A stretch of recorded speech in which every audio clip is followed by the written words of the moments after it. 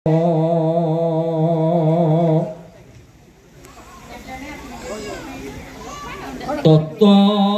cara jurung wongon warasa enggal wulan sura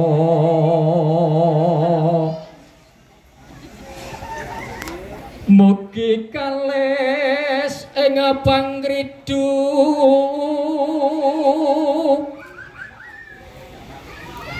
Magya Sukarna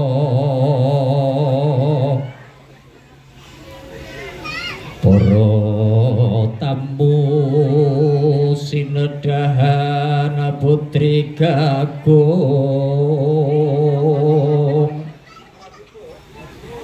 Wira Pradangga wasamapta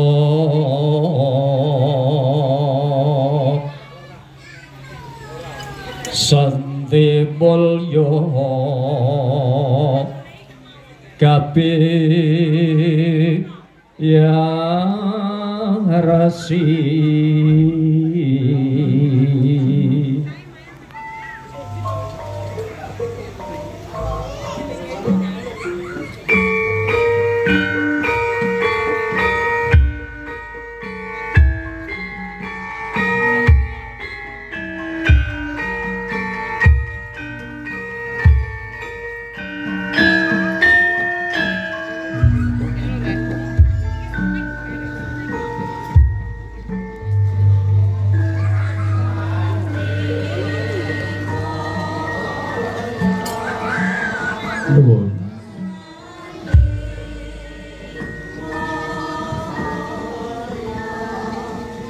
Assalamualaikum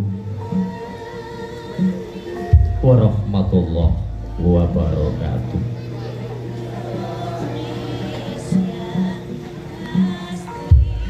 Ambek pasang parumantabi mugi sinebat ngoting ilo duni kinebing nomreng tulak sari dumawaing tawang tulang Rinepano ing tetuko tinebih nomreng salwiring sesenduya siku dendaning Gusti Kang Maha Kawasa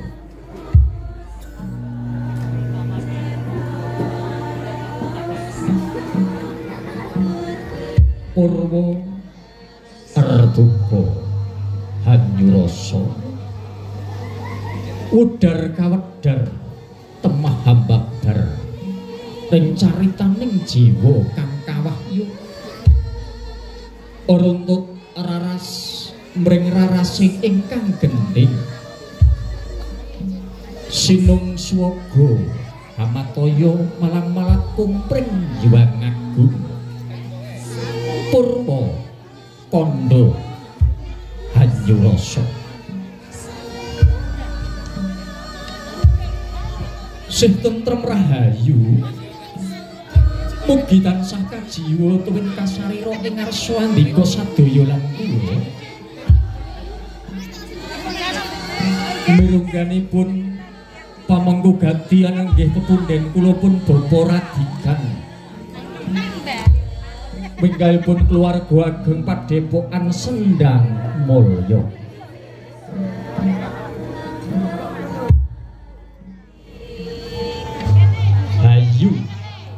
Hayu Rahayu Durga Mendak ing Kala Sirna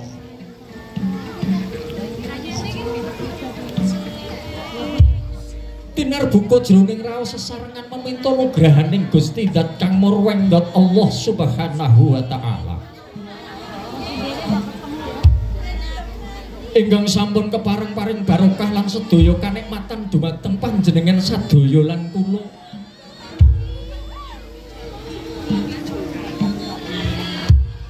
Katiti Suraya kaping 29 Juni warsa 2000 selangkung dawah kaleres wonten ing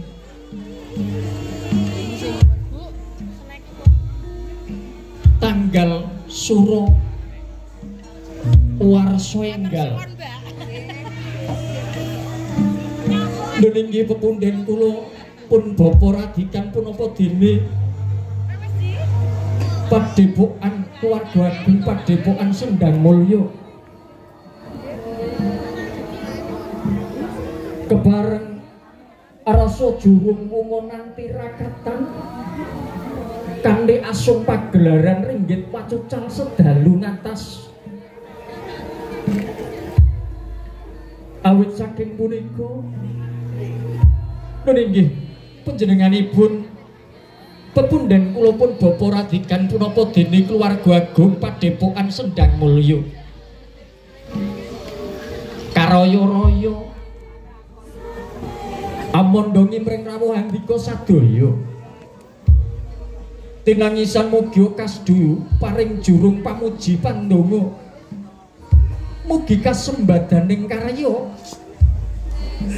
awit ing Parawa madya hingga wusana winantu ing Suka Basuki Raharaja Nirbaya Sakara.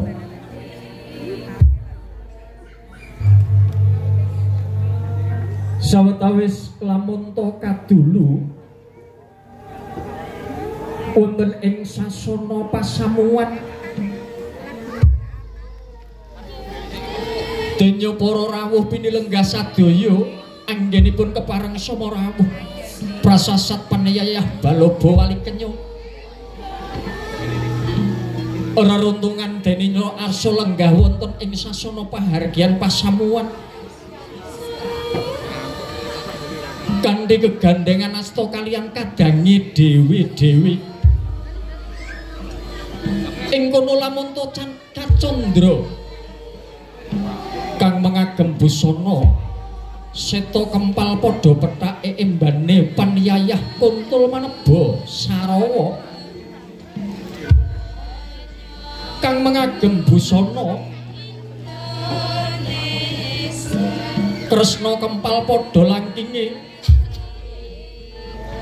paniyayah Dandang Mungging Pasetran kang mengagem busana wilis kempal padha ijone tan prabeda kadya tanem tuwuh kang lagya gumadung aglar ing samadyaning Tegal Pasabinan jejel riyel tumpang dengkul aben pamidangan awit para werda kang samya suku anjumenengi mring gumelaring pasamuan pagelaran ringgit wacucal sedalu natas.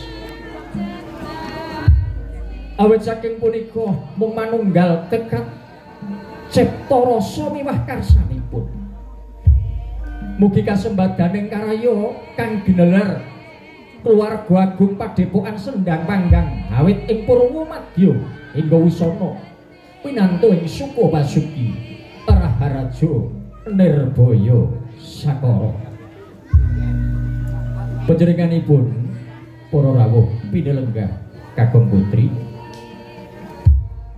dene panjenenganipun Keluarga Agung Padepokan Sendang Mulya sinengkuyung ugi dening para sanak kadang kadheyan sutresna ing wewengkon Kalilateng mriki.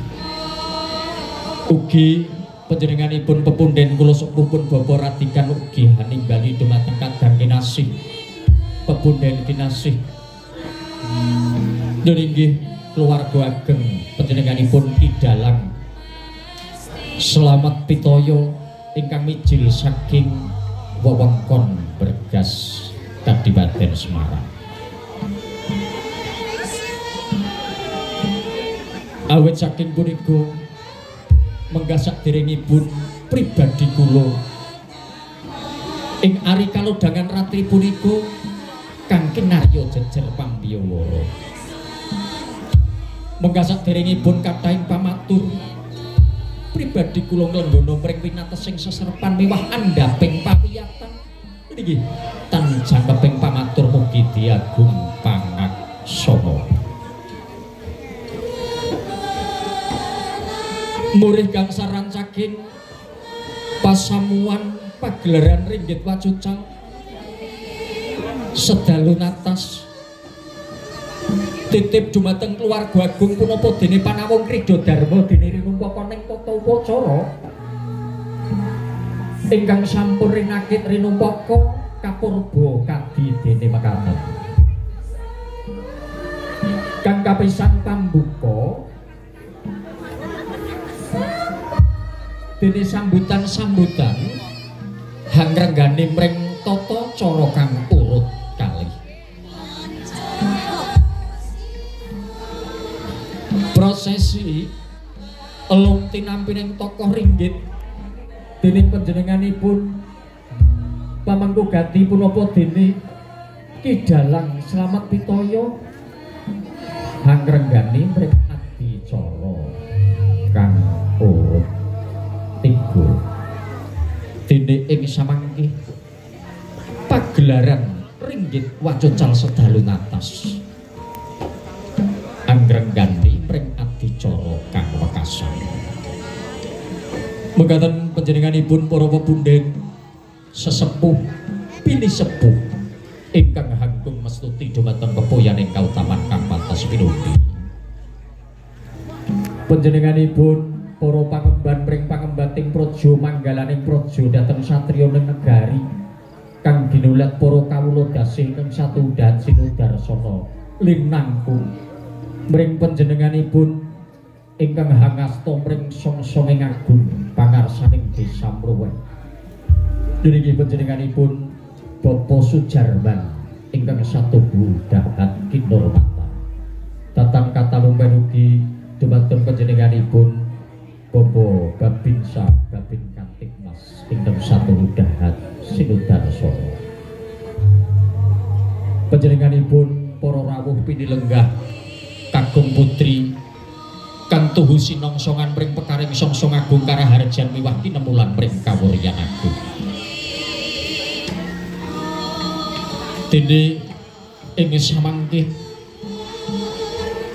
urut reroncening tata upacara kang sampun keparang rinakit lumaris ing ngarsantika sadaya kadidene mekaten awit saking punika kunjuk mring panjenenganipun sagung para tamu pamirsa ringgit wacocal sedalu natas kepareng sukala lenggahan kanthi mardi tuwin mardika ing penggalih ngantos dumugi purnaning pagelaran ringgit wacocal ing samangke. Awit saking punika murih rahayuning sedya adicara kawiwitan dene suwuk ing para wira pradonga sinegeping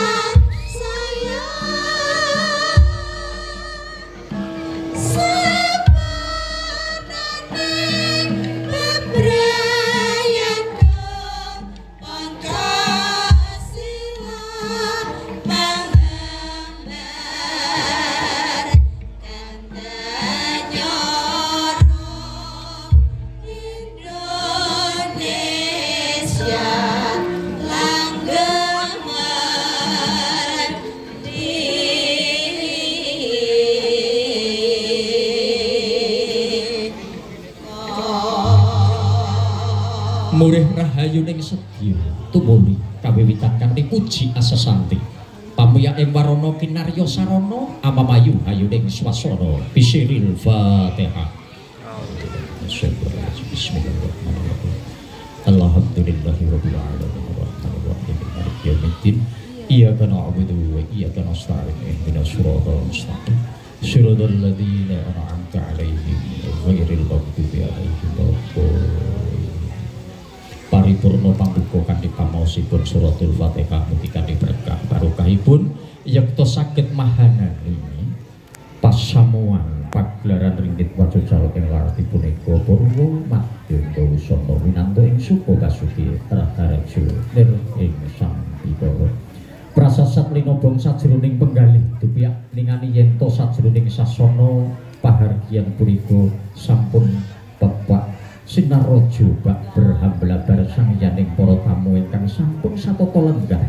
Raja kapandu ing raos kang tumanem ing kalbu saksana ambuka pring osi ing driya denira arsa sumengko pangawak bojo prentuling para sedaya miwah estining prayojana tanolyan hampun kepareng daya-daya asung pambagya harja kunjuk sagung para tamu minulya sinten to kang kinarya sulih raga mring sambet wicara tanolyan kadang kula pun Dimas Wahyudi dumateng panjenenganipun ampun bilih sampun samapta gati siyaga ing diri rahayuning sedya kasumanggaaken.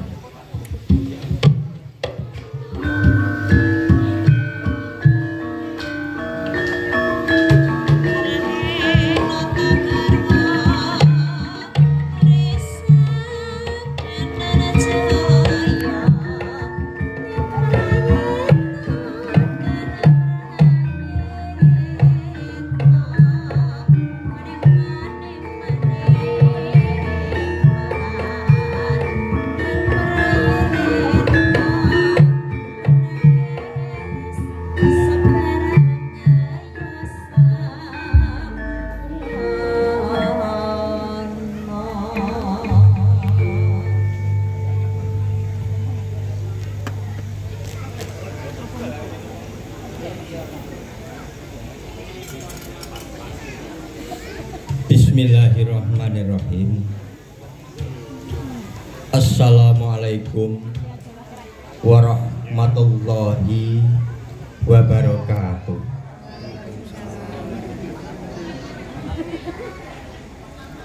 Kasugengan saha nugrahani Gusti ingkang maha agung. Mugi tansah kajiwa lan kasarira wonten ing ngarsanipun ijengan sadonya ruberana dumateng dasar kula. Kula nuwun dumateng panjenenganipun para pepundhut sesepuh nyang pinisepuh ingkang hanggung mastuti dumateng pepoyan ingkang utama ingkang pantes pinurti. Dumateng panjenenganipun ingkang hangasta dhateng songsonging agung pangarsa dusun Mloweh. Nuniki panjenenganipun Bapa Sujarman ingkang satuhu kinabekten. Dumateng panjenenganipun para alim, para ulama, para kiai ingkang rinten pantaraning ratri tansah sumandhing ing kitab suci wahyuning ilahi minangka dados panggula wentahing panatagama ingkang satuhu luhur ing budi. Nuwun dumateng panjenenganipun Bapak Babinsa, Bapak Babin Kamtibmas ingkang satuhu kinurmatan. Dumateng panjenenganipun ingkang kinurmatan panjenenganipun Ki Dalang Slamet Pitoyo ingkang satuhu pinundi ing sabda tamanipun. Minggahipun miyang dumateng para kadang wira pradonga Bima Aji ingkang satuhu kinurmatan. Dumateng panjenenganipun para kadang Wrada Muda Carana Madya ingkang tinangsulan dhateng tangkeping kekadayan ingkang satuhu bagya mulya. Dumateng panjenenganipun para rawuh kakung Sumawana Putri ingkang pantes kinurmatan satuhu pantes lamunta sinudarsa. Ingkang salajengipun mugi lenepatna ing diduka tinebihna dhateng salwiring sesendhut. Dene kula tumantaka matur kanthi jejak wonten ngarsa panjenengan sadaya. Saperlu gempil kamardikan panjenengan ingkang katemben wawan pangandikan. Nuninggi lebet anggen kula sumagem dawuh pangandikanipun Bapak Radikan minggahipun dumateng keluarga ageng Padepokan Sendang Mulya ugi minggahipun menyang keluarga ageng kalilateng mriki. Pribadi kula kinen ngaturaken lekasing sedya wigatos sing gati ing rikalenggahan dalu punika. Nuwun sewu sakderengipun kula ngaturaken dhateng lekasing sedya wigatos sing gati. Langkung rumiyin sumangga panjenengan sadaya kula dherekaken ngunjukaken raos puji syukur wonten ngaso dalem Gusti ingkang Maha Agung. Karana sih wilasa wimah berkah ingkang lumantar dumateng panjenengan sadaya dalah sampurna. Saengga ing rikalenggahan dalu punika kula dalah panjenengan sadaya saged makempal manunggal kanthi pinayungan karaharjan kalis kathahing sandikala.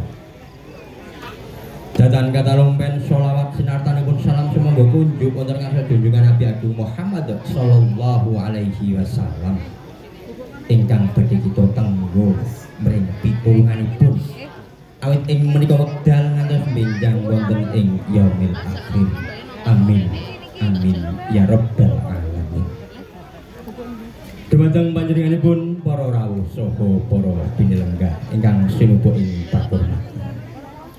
Madyaning kalenggahan punika lekasing sedya wigatos sing gati badhe kula aturaken ingkang sepisan hangambali ngaturaken pambagya wilujeng ing rawuh panjenengan sadaya. Sumangga kasuwun tansah lelenggahan kanthi mardu mardika ing penggalih lamun to papan palenggahan ingkang hamung kados mekaten. Ingkang salajengipun saking panjenenganipun Bapak Radikan minggahipun keluarga ageng Padepokan Sendang Mulya dalah para masyarakat agung wonten ing tlatah Kalilateng mriki ngaturaken bumi panuwun dumateng panjenengan sadaya awit panjurung pandonga ingkang arupa kemawon satemah saged kaleksanan pahargyan utawi jurung wungon tirakatan mapak warsa enggal kanthi ginanjar wilujeng boten wonten halangan setunggal punapa-punapa. Wondene ingkang salajengipun inggih mapak warsa enggal ing rikalangan dalu punika saking panjenenganipun Bapak Radikan dalah keluarga agung Padepokan Sendang Mulya kebak ing panyuwunan wonten ngarsanipun Gusti ingkang Maha Agung. Mugi-mugi panggesangan kula dalah panjenengan sadaya wonten ing wakersa enggal punika saestu pikantuk ridho saking ngarsanipun Gusti ingkang Maha Agung. Satemah panggesangan kula panjenengan sadaya ing mangke dadosaken panggesangan ingkang langkung sae. Dumateng sangyaning para rawuh saha para pinelenggah, panyuwunan kula wau kanthi hangaturaken panglipur wujuding ringgit purwa wacuca ingkang badhe kababar dening panjenenganipun Ki Dalang Slamet Pitaya kanthi lampahan kramanipun Dewi Ayu Werkakasari. Mugi-mugi awit ing samudayanipun panyuwunan kula dalah panjenengan sadaya saestu tinampi wonten ngarsanipun Gusti ingkang Maha Agung.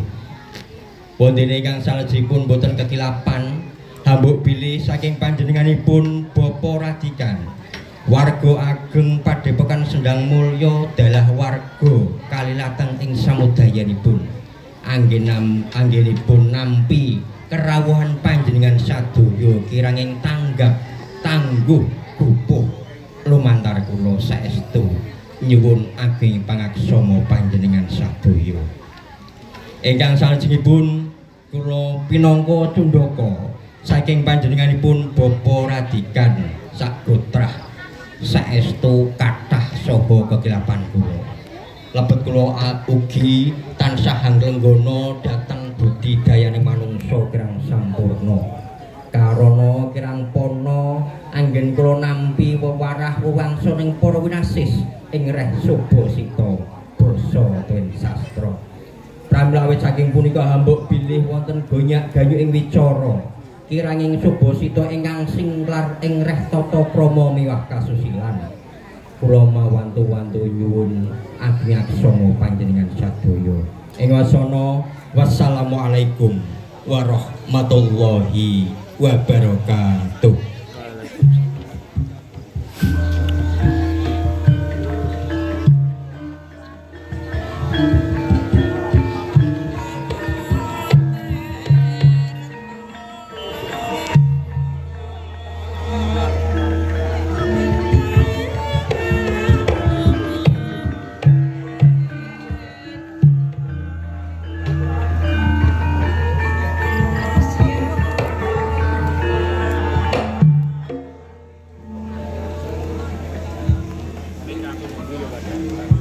Pranyata titi tata titis wijang wijiling sabda pangantika saking panjenenganipun pepunden kula Buddha Puratika kang sampun kepareng kawedhar pring panjenenganipun kadang kula tarana Dimas Wahyudi kanthi ruruhan arah prana temah datang wonten pedhang kakarepin tumuli tumapak ing adicara kang laju. Lha inggih. Wedharing sabda pangandikan saking sesepuh panitia penyelenggara Padepokan Sendang Mulya. Lha inggih kang kinurmatan panjenenganipun Bapa Mulyani beserta pilaripun. Kepareng jengkar saking sasana palenggahan tumuju ing Dwarmasa.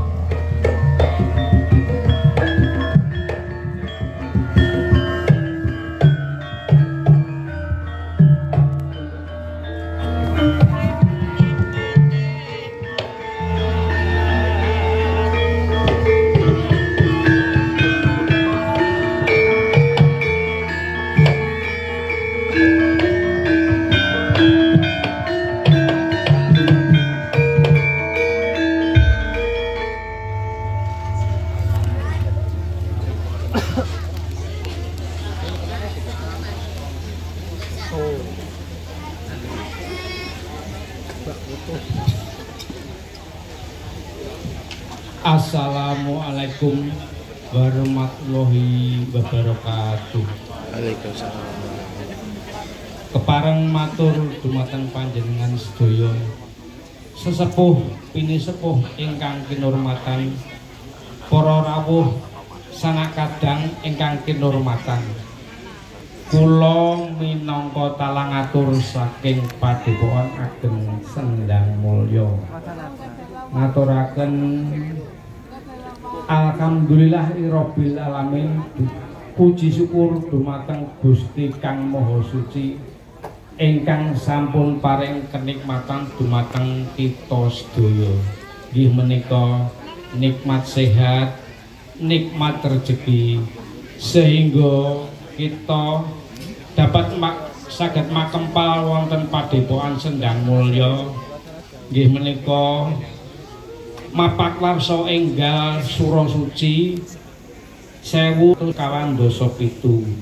lumantar pagelaran ringgit purwa menika kanthi lampahan kramanipun Dewi Werkotasari.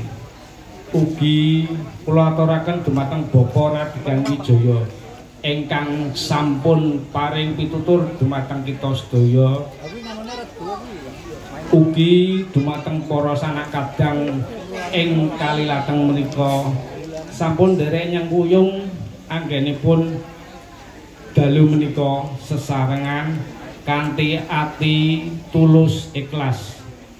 Mugi-mugi anggenipun urip-urip budaya suci dalu menika sageta ndadosaken pitutur lan piwulang migunani tumrap kita sedaya.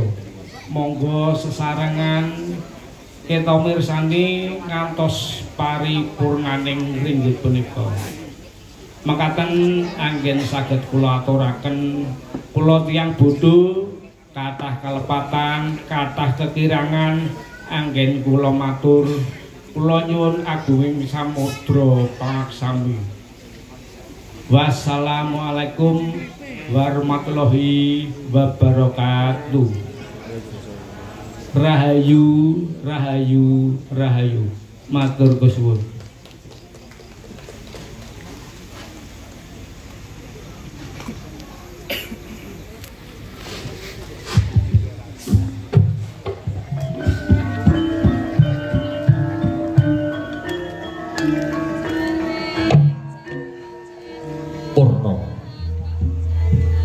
Wedharing sabda saking panjenenganipun Punden Sepuh Padepokan Sendang Mulya kanthi titis puscinaku. Awit saking punika tumuli ing adicara kang laju neninggih wedharing sabda pangantika saking panjenenganipun Bapa Kades ing samangkih jumenengipun kaampingan mring panjenenganipun Bapa Babinsa punapa dene Bapa Babin Kantikmas kunjuk mring panjenenganipun kepareng jengkar saking sasana palanggan tumuju wonten ing barane pasana.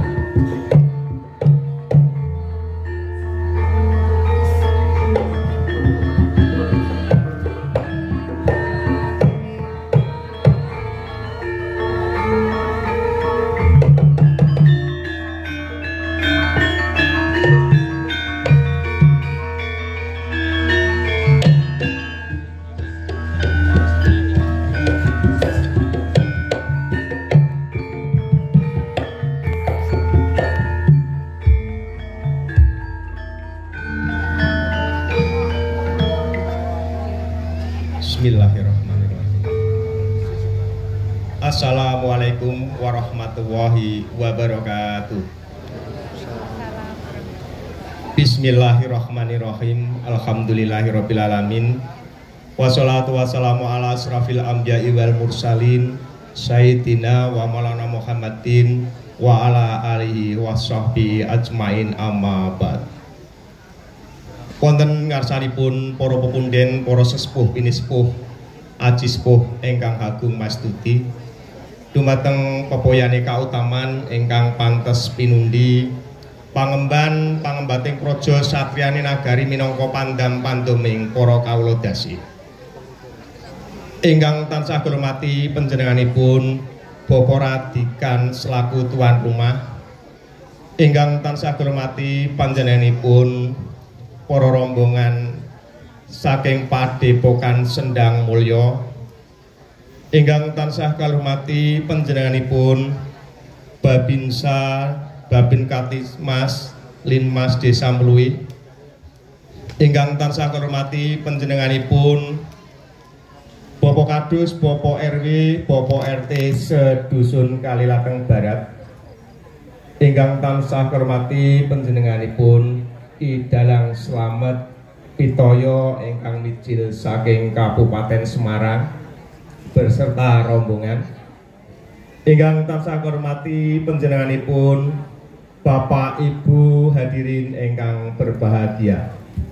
Langkung rumiyin sumangga kawula dherekaken mujulan muji syukur wonten ngarsa dalem Allah Subhanahu wa taala ingkang sampun paring pinten-pinten kanikmatan taufik hidayah so inayahipun ingkang kaparingaken dumateng panjenengan sadaya dalasan kawula saengga ing dalu punika saged kempal manunggal kanthi ginanjar wilujeng tebih saking sambikala. Boten katalumpen sholawat sirata salam mugia tansah kakunjukaken dumateng junjungan Nabi Agung Muhammad sallallahu alaihi wasallam ingkang tansah kita tenggo-tenggo mring syafaatipun awit menika wedal sampai benjang ing yaumil kiamah. Amin amin ya robbal alamin. Bapak Ibu hadirin ingkang berbahagia, kalau ucapaken matur nuwun dumateng Bapak Radikan selaku tuan rumah beserta rombongan Padepokan Sendang Mulya ingkang sampun kersa nguri-nguri budaya wonten ing Dusun Kalilateng ngawontenaken inggih menika ringgit wacucal sedalun atas ingkang badhe dipun tindaki Ki Dalang Slamet Titoyo